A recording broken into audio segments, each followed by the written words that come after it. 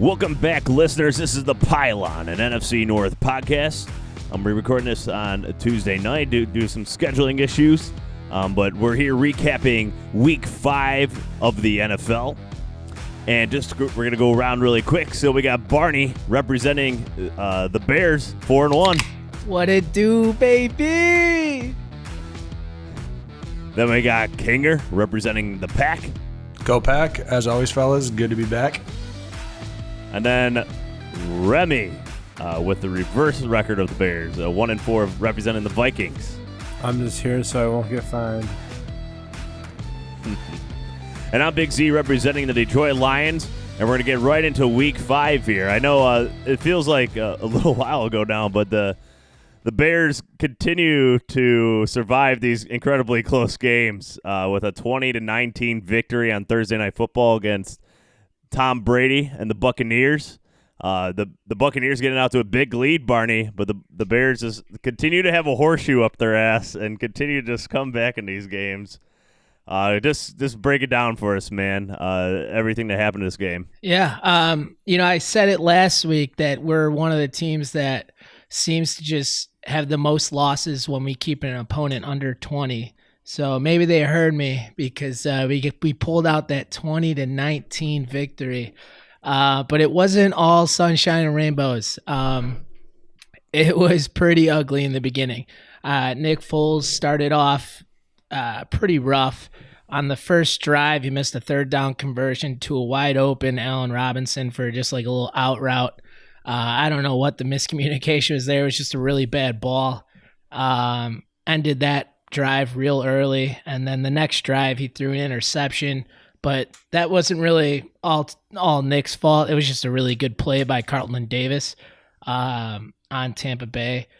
But there's just some straight up disrespect going on in this game. Tom Brady absolutely did not respect our offense, and for good reason. I get it. But it was early in the second quarter, and it was 4th and 1 on his own 20-yard line, and they went for it. I mean, I don't know how much bigger of a middle finger you could give Matt Nagy, but that was just kind of funny to watch. They converted it and had a long drive and ended that drive with a score of 13-0. Right around the 3-minute mark is where things started to change in that first half. We were at midfield on a third down, and Nick Foles put together a fantastic drive. It was third down and long. He made an athletic play to avoid a sack, dumped it off to Montgomery for a first down.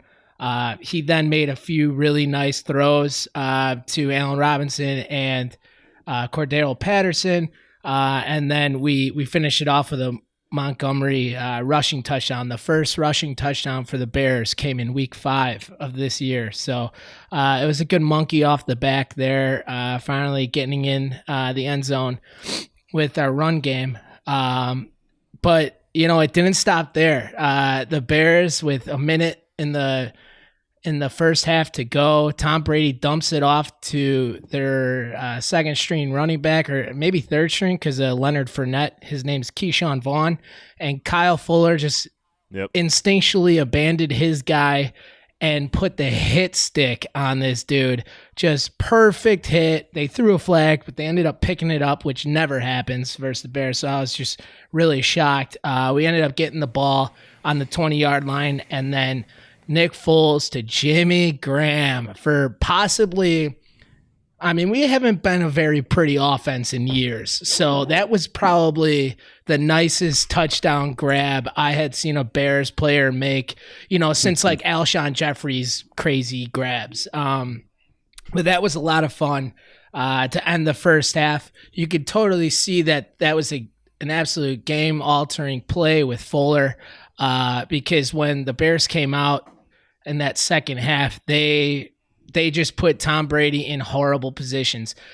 Khalil Mack had 3.5 sacks, but it got knocked down to like 2.5 because he slammed Tom Brady. That was, if you're going to call that a slam, that's just cupcake football right there. He barely did anything. I know he turned around and kind of like put him down, but there was no force at all on him.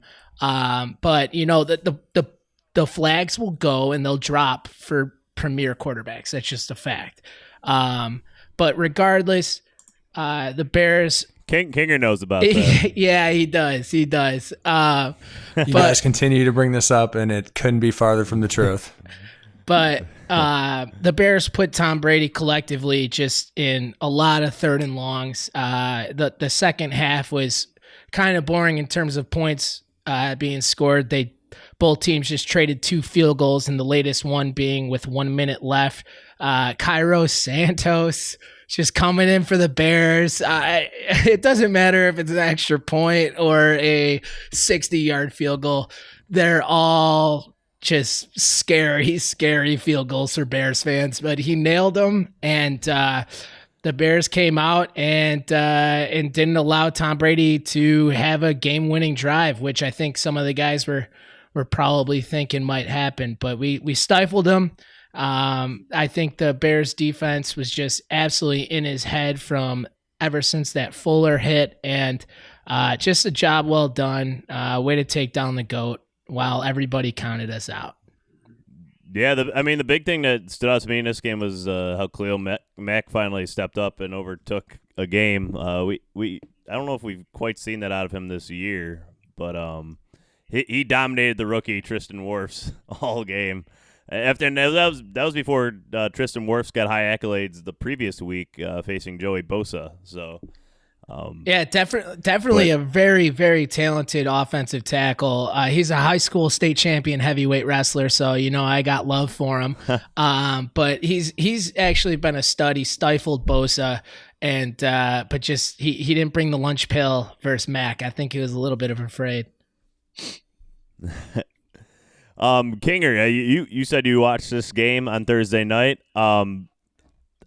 Just what did you think about the Bears offense? I actually thought Nick Foles looked pretty rough out there, and they won despite him.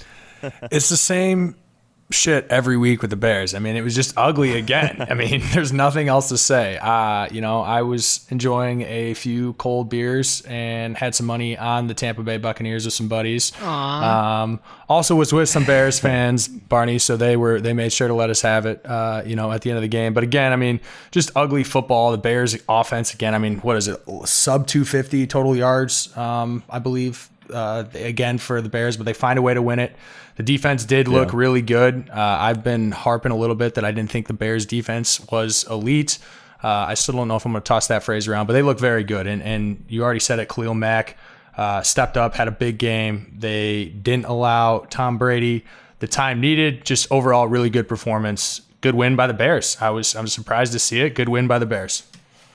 Barney, yeah, what do you think of this offensive performance by the Bears? Nick Foles, 30 of 42, 243 yards, a touchdown, a pick. There's a couple throws. I thought there was that deep throw, I think it was in the first half, that he missed by like 20 yards. Just like, I don't know where the hell he's throwing. And then there was that third down where the guy was wide open, rolling to his right, and he just overthrew him, like plain and simple, like no one around him for 5 yards. So I'm just curious, what do you think of Nick Foles' performance? Yeah, like I said, he started off pretty rough. That one you're talking about, the overthrow to Allen Robinson for that third down, that was there's no excuses. That was just a really bad ball. He was wide open. But that one to Darnell Mooney, it really wasn't on Nick Foles at all. What had happened at the top of the route, Darnell Mooney, the speedster, he kind of put a move on their safety. I think it was Winfield, and Winfield ended up just grabbing his hip. I'm not going to say it was supposed to be a flag or anything like that, but it altered his he was supposed to be doing a corner, and he kind of stayed more vertical. And so Nick Foles was, throwing to the corner, in which, Mooney kind of failed to run the right, route there. So that wasn't on him. However, as the game was going on, like, it clearly looked like it was just a horrible ball from, just the normal TV watch. But, after that first quarter, I didn't think Foles did bad at all. I think he made some unbelievable throws. Some things that I noticed is just offensively,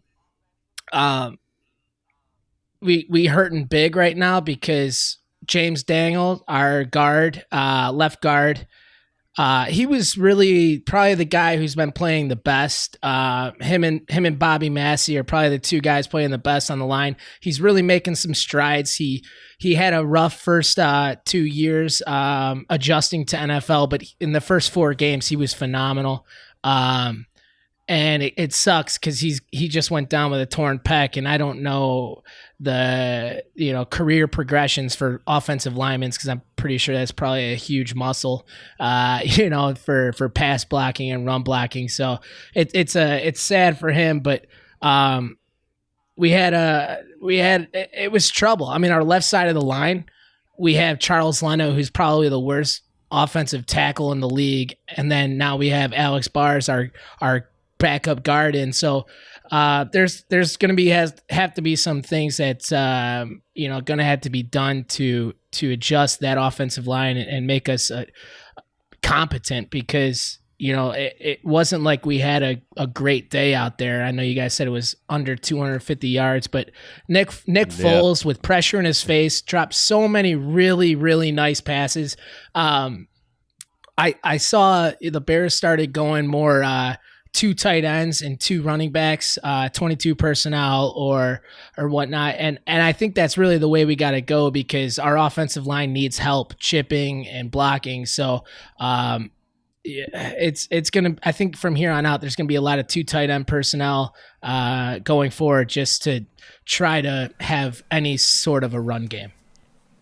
Kinger, did you want to add something in there? Yeah, I'm going to make one more comment in favor of the Bears. Is you do just got to remember how good this Tampa Bay defense is right now too, right? I mean, through the first 4 weeks of the season, top of the league, you knew it was probably going to be a defensive game like this. And so, I mean, overall 3 sacks allowed. The Bears, again, for them to escape this win against that defense, you knew it was probably going to win ugly, and they did it again. And like Barney says, it's going to happen every single week. Every single one of the Bears win is going to be ugly. So, but I will give credit to that, because it is a very good Tampa Bay defense. And the last thing I'll say, moving forward, we'll get to Remy and the Vikings, but the stats aren't going to jump out to you for David Montgomery, but he is clearly the second best guy on our offense. He is so dynamic, especially in the pass game. I see a lot of forte in him. He's just very patient. I think the Bears need to stop running the ball with, Cordero Patterson, and just let David Montgomery be the lead back and not take him out of key situations. But boy, is he's fantastic, and he's growing up, just right before our eyes. So real happy about his trajectory going forward. 7 catches in this game, only for 30 yards. The rushing, definitely not there. 14 carries for 35 yards in the game in total for the Bears rushing. That's 3 for 7 for Patterson and 10 for 29 for Montgomery. And with that being said, that's an offensive line issue. That's not a running back issue. If you look at the missed tackles, or I don't know how you call the stat, but the running backs who forced the most missed tackles, David Montgomery is up there in the top 3, top 4 guys, and that's just to get back to the line of scrimmage most of the time. So it's going to be ugly, but without him, dude, we're if you can imagine a worse offense, we would be worse. Yeah, for sure. Do you see the Bears continuing with this, so the passing, as I mentioned, 42 pass attempts and only 14 for the Bears in terms of rushes. Do you see that disparity continuing? It just depends if they start committing. I think we keep going to a 12 personnel and having, one tight end out there. We're not an offense like that. We don't need Anthony Miller out there. We're very capable of just having, Allen Robinson and Darnell Mooney, who I think is the number 2 on our offense. We need to start exchanging that third wide receiver for a second tight end so that we can crack down on the defensive tackles and ends and start moving the ball, because we need to balance that out. We're not going to be able to win ugly every fucking week.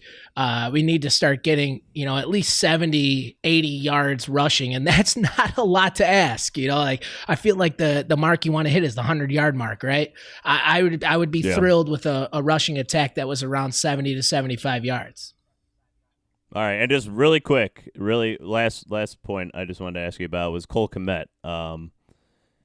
I'm just curious, what do you think of his progression so far? He was the worst rated offensive player in this game. I don't know. I barely seen him show up in the stat sheet, so I'm curious what you know about his performance so far this season. I've really focused on him. He's got like 2 targets on the year. One of them's bullshit. It was a throwaway. But they're not really looking to him, and they're going to. I think they're mostly using him as a chip block, as a guy who can help out on our depleted offensive line. I think his to answer your question about his trajectory, dude, it's going to take some games. It really is. But even on the plays that he's going out for routes, he runs really nice routes. He's a very athletic tight end, and it might not be this year where he takes off, but he's going to have a game or two in which he comes up with some very, very key catches. But I mean, in terms of trajectory throughout his rookie contract, I see him absolutely living up to a 2nd-round pick moving forward. All right. So the Bears moved to 4-1, still tied or still in 2nd place, alone in the NFC North. But things are looking up for them. And what a team that is not looking up right now is they're looking up from the bottom of the standings, is the Minnesota Vikings. Remy, tough one on Sunday night. The Vikings go for it on 4th and 1 on the Seattle 5. They don't get it. Absolutely right call. Yeah, let's talk about that call. Remy, but why do you agree with that call? It's easy. You get 1 yard, game's over. You win. You settle for 3. You make it. You go up 8. Russell Wilson still storms down the field and converts 2 points, and you may or may not lose in overtime. So I know every analytic person on Twitter, that was the ultimate. That's what you do in a situation like that, and that's what you practice in spring ball. That's what you practice in training camp, is those 1 yard situations. And for Russell Wilson to go 95 yards in the rain and 54-degree weather, I mean, granted, we didn't have 12 there as much as normal, but you got to have at least somewhat trust in this. No, the problem here was, and I've said on multiple podcasts, Kirk Cousins, I'm getting tired of. The problem isn't Kirk Cousins. The problem isn't Dalvin Cook. The problem isn't Thielen. The problem isn't Justin Jefferson. It's our offensive line. And when I say offensive line, it's our right and left guard. Drew Samia, our right guard, is rated 73 out of 72. He's worse than worst at his position. Wait, do you say rating 73 out of 72? Yes, that's what I read today. Or it was 39 out of 38. He is one less worse than at him at his position. And it's horrendous. It's horrendous. Riley Reif, who we all dogged in the offseason as Viking fans, said he was the highest paid, worst left tackle in the league, has shown up, has proven he's been a top graded tackle. But when you can't allow Kirk to have a clean pocket, he makes stupid decisions, and he just hangs onto the ball too long. Kirk played lights out that game. It's you got to have defensive backs who can cover big receivers, and this game just unfortunately comes with lack of experience from the defensive side. I mean, there should have never been a 4th and 10 that they convert on a 30-yard. Yeah, what do you think about leaving to DK Metcalf? That was Cam Dantzler, right, out there? I don't understand that. Cam Dantzler. I mean, Cam, come on. You're not even covered him. You're his size. Go make a play. I mean, I wouldn't even be mad if he drew the PI there. Just make a play. He wasn't anywhere around him. This game should have been in Minnesota's favor, and we would have been talking business. But at this point, Minnesota's, you're looking at maybe 8-8, and then possibly just sitting with that middle to yucky draft pick nobody likes. And I'm not sure. I'm not sure what to even think. We love how emotionally you take these games. we didn't even address the biggest point of this game was that Dalvin Cook left with a groin injury. He is already out for next game's week against Atlanta. We got Atlanta coming up, and then we have a bye, and then we have Green Bay. So if we lose to Atlanta and Atlanta gets our first W on us, does Dalvin Cook play the rest of the season? Are you gonna risk something to where? Yeah, he'll play. Or even if you do win and you would play Dalvin Cook if your team was 1-5 going into the bye week? If he's healthy, I would. Barney. I think you're right on though, Remy. You guys were hurting for Dalvin at the end of the game because I don't know if you saw the coach's angle of that fourth down, but Alexander Mattison, who I think is probably one of the best backup running backs in the league, he is the best backup. He missed his gap, and at this point, QB sneak but dude, it was wide open. He went right off the tackle's inside hip, or it might have been the tight end. I'm not sure who was on the end of the line, but dude, if he just I don't know what he was looking at because it was just a gaping hole to the end zone. Nonetheless, just a first down. Yeah, I thought that was the right play though. Or at least the right mentality. Go for it because if you're counting on Russell Wilson missing a 2-point conversion, like I got news for you, buddy. Like he's the best player in the league as far as I'm concerned. Yep, totally agreed. Yeah, but so it hurts. I don't know what. So obviously, what's your guys' take on Minnesota? What do you guys think we need on outside looking in? Because our receivers are studs. You got stud defense who the concern coming into season with concern coming into Peters. season was the cornerbacks and the offensive line. Exactly. And those two things are proving out to be their biggest issues for sure, especially the cornerbacks. Big Z at the end of the game. Big Z, I don't know if you know, is big play Slay. He signed a 1 year with 3 years. The Eagles, right? Yeah, 3 years. 3 for 51, I believe. That's just off the top of my head, but I believe that's what he got from the Eagles. So yes, he is not available for trade if that's what or if he's a free agent next year. Free agent. Yeah, I don't think you're going to be seeing him on the open market, unfortunately. Patrick Peterson has 1 year left. Into existence, but he's speaking into existence, Viking fans. We want Desmond King. We want Desmond King. King, what do you think about this Vikings team? What do they need? But the run game has been great. Dalvin Cook still leading by a mile in terms of yardage for the season. Madison, 5.6 yards a carry in this one, 20 for 112. They have strong receivers. It's just the offensive line probably. I don't really know how to describe what I've seen from the Vikings so far this season. We've already highlighted and addressed where they've been questionable, specifically the defensive back and offensive line. Although the stats have been there for the run game, you're right. Dalvin Cook's having a great season. I still think that has been a focal point.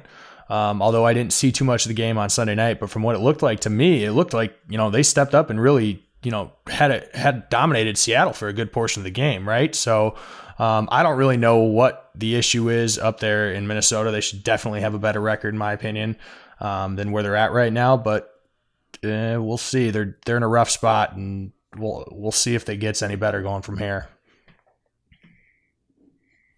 Yeah, and it's funny, Remy. Yeah, the Vikings are very much like in the Lions position, where if they don't blow a couple big leads that they have, we can be having a totally different conversation, especially with the Vikings and the Titans, and then this game where they have big leads and high percentage chance of winning based on probabilities. But instead of 3-2, we're talking about 1-4, and it's crazy how slim the margins in the NFL always are. It's just these little things, and there's a difference between like the Lions probably the coach being fired or not, and you're Mike Zimmer and just a bunch of changes that happen. But just the slimmest of margins. The NFL's crazy. Gotta love it. Joe. And I gotta say, Remy, as far as your team goes, for all our bettors out there, if you're just not built to keep and sustain a lead just because of how young your secondary is, and it's a passing game when a team's down, right?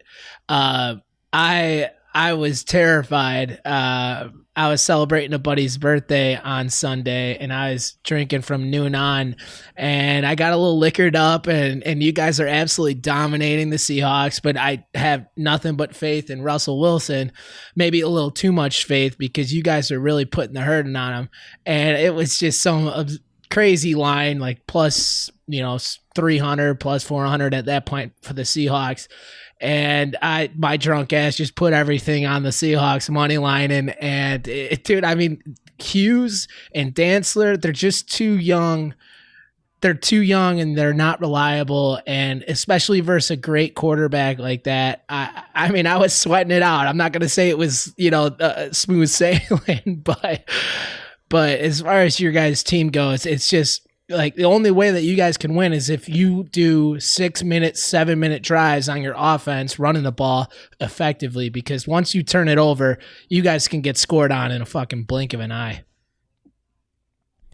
And Remy, just a silver lining for you. I thought Jeff Gladney actually played really well in that game against, matched up with Tyler Lockett for most of the game. Tyler Lockett, usually Russell Wilson's favorite target. So only limited him to 4 yards, 4 catches, 44 yards. So that's a positive.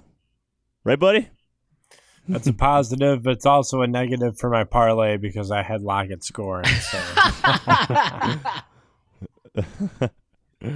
Oh man, you can't even trying to give you a win here, man. It doesn't happen in the state of Minnesota. Nothing good happens. Oh boy. Well, at least you have the Falcons next week, right, Remy? You got the Falcons, who just fired their GM and head coach. So. Let's hope they get a huge lead on us. You said, do you want Atlanta to have a big lead? Seems as if that's how they get themselves. Oh, I got you. I love that mentality there. All right. Well, there's only 2 games. The Lions and the Packers were on a bye, so that's just going to wrap it up. I think here for this episode. So Instagram, The Pylon. Please follow us on there. We have over 1,000+ followers and a lot of interactions on there. It's been great. We've been putting a lot of stuff up there. And then just please subscribe and please leave a review on Apple, Spotify, wherever you get your podcasts. We really appreciate it. But stay tuned for later this week for our Week 6 preview. It's already Week 6 of the NFL approaching. Pretty crazy. We're already past 25% of the way through. So thanks to Barney with the Bears, Kinger with the Pack, Remy with the Vikings, a Big Z with the Lions. Thank you everybody for listening, and we'll see you later this week.